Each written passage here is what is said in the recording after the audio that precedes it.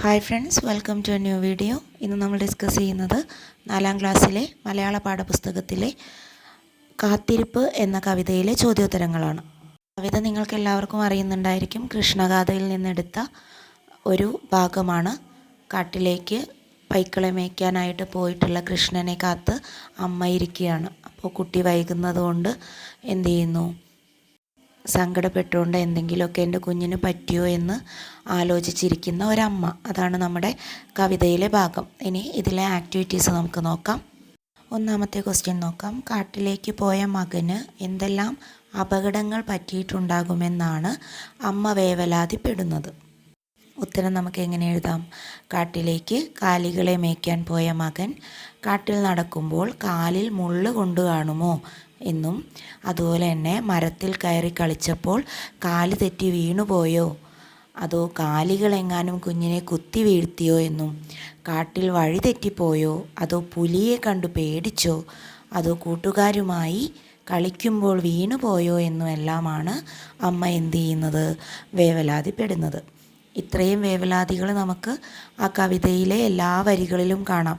തുടക്കം മുതൽ അവസാനം വരെ ഈ സങ്കടങ്ങളാണ് നമുക്ക് കാണാൻ കഴിയുന്നത്. സെക്കൻഡ് ക്വസ്റ്റ്യൻ, നീറുന്നതുള്ളവും പിന്നെ പിന്നെ. എന്താണ് ഈ വരികളുടെ ആശയം?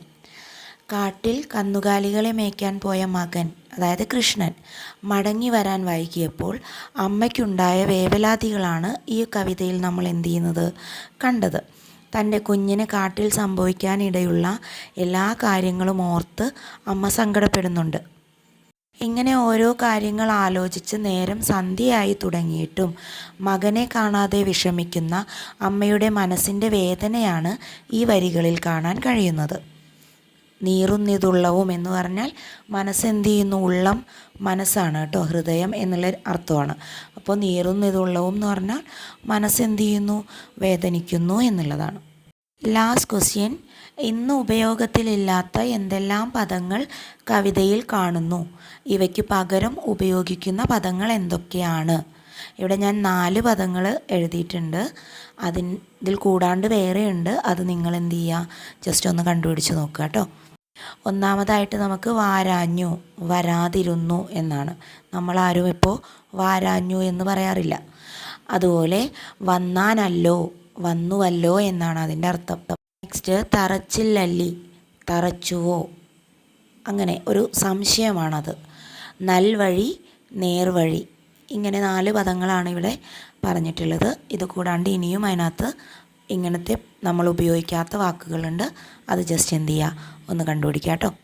അപ്പോൾ ഇത്രയുമാണ് ഇന്നത്തെ ഒരു വീഡിയോയിൽ ഉൾപ്പെടുത്തിയിട്ടുള്ളത്. കാത്തിരിപ്പ് എന്ന കവിതയിലെ മുഴുവൻ ചോദ്യങ്ങളും ഉത്തരങ്ങളും നമ്മൾ എന്ത് ചെയ്തിട്ടുണ്ട്? ഇതിൽ ഉൾക്കൊള്ളിച്ചിട്ടുണ്ട്. വീഡിയോ എല്ലാവർക്കും ഇഷ്ടമായിട്ടുണ്ടാവുമെന്ന് കരുതുന്നു. ഇനി അടുത്തൊരു വീഡിയോ ആയിട്ട് കാണാം. അതുവരേക്കും ടാറ്റാ.